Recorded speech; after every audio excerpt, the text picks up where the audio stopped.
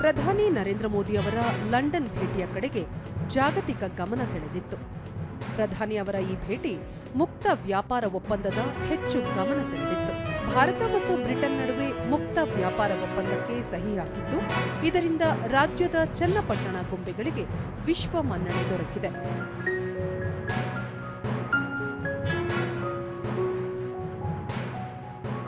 ಚನ್ನಪಟ್ಟಣದ ಬೊಂಬೆಗಳು ತಮ್ಮ ವಿಶಿಷ್ಟ ಕೆತ್ತನೆ, ಆಕರ್ಷಕ ಬಣ್ಣದಿಂದ ಎಲ್ಲರ ಕಣ್ಮನ ಸೆಳೆಯುತ್ತವೆ. ಆಲೆ ಮರದಿಂದ ತಯಾರಾಗುವ ಈ ಗೊಂಬೆಗಳು ಭಾರತೀಯ ಪರಂಪರೆಯ ವಿಶೇಷ ಭಾಗವಾಗಿವೆ. ಕರಕುಶಲಕರ್ಮಿಗಳ ಕೈಯಲ್ಲಿ ಅರಳುವ ಈ ಗೊಂಬೆಗಳಿಗೆ ದೇಶದಾದ್ಯಂತ ಬೇಡಿಕೆ ಇದೆ.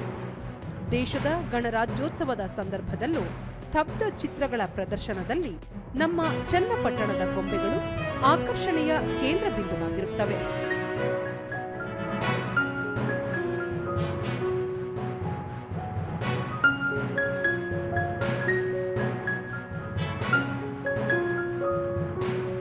ಇಷ್ಟೆಲ್ಲ ವಿಶೇಷತೆ ಇರುವ ಚನ್ನಪಟ್ಟಣ ಗೊಂಬೆಗಳಿಗೆ ಮುಕ್ತ ವ್ಯಾಪಾರ ಒಪ್ಪಂದದಿಂದ ಹೆಚ್ಚು ಅನುಕೂಲಗಳಿವೆ.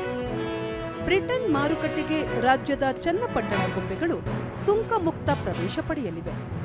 ಹೀಗೆ ಸುಂಕ ಮುಕ್ತವಾದಾಗ ಚನ್ನಪಟ್ಟಣದ ಗೊಂಬೆಗಳ ಉತ್ಪಾದನೆ ಹೆಚ್ಚಾಗುತ್ತೆ. ಸ್ಥಳೀಯ ಕರಕುಶಲಕಾರರ ಆರ್ಥಿಕ ಅಭಿವೃದ್ಧಿಗೆ ಬೆಂಬಲ ಸಿಗಲಿದೆ. ಜೊತೆಗೆ ಸಾಂಸ್ಕೃತಿಕ ಪರಂಪರೆಯನ್ನು ಉಳಿಸಿ ಬೆಳೆಸುವಲ್ಲೂ ಸಹಕಾರಿಯಾಗಲಿದೆ.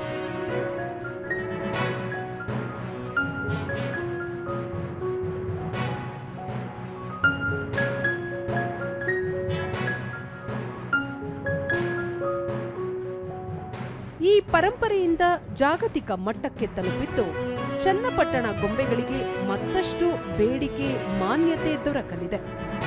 ಇದರಿಂದ ಚನ್ನಪಟ್ಟಣದ ಆಟಿಕೆಗಳ ರಫ್ತು ಮತ್ತು ಮಾರಾಟ ಹೆಚ್ಚಳ ಪೂರಕವಾಗಲಿದೆ.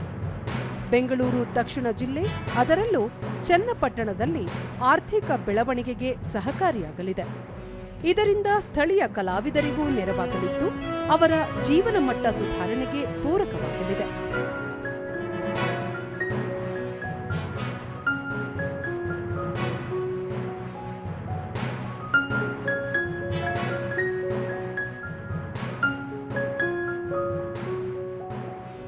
ಒಟ್ಟಾರೆಯಾಗಿ ಭಾರತ ಮತ್ತು ಬ್ರಿಟನ್ ನಡುವಿನ ಮುಕ್ತ ವ್ಯಾಪಾರ ಒಪ್ಪಂದದಿಂದ ರಾಜ್ಯದ ಹೆಮ್ಮೆಯ ಚನ್ನಪಟ್ಟಣದ ಗೊಂಬೆಗಳಿಗೆ ಮತ್ತಷ್ಟು ವಿಶ್ವಮಟ್ಟದ ಮಾನ್ಯತೆ ಸಿಗುವ ನಿರೀಕ್ಷೆಯಿದೆ.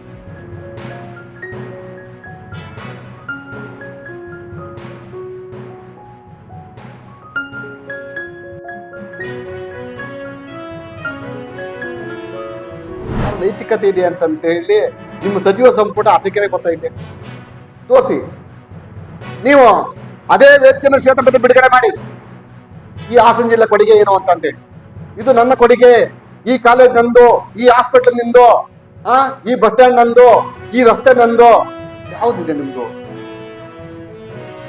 ಬೊಮ್ಮಾಯಿ ಸರ್ಕಾರದ ಅನುದಾನ ಬಿಡುಗಡೆ ಮಾಡ್ತು. ಕುಮಾರಸ್ವಾಮಿ ಇದ್ದಾಗ ಕಾಲೇಜ್ ಮಂಜೂರಾತಿ ಆಯ್ತು.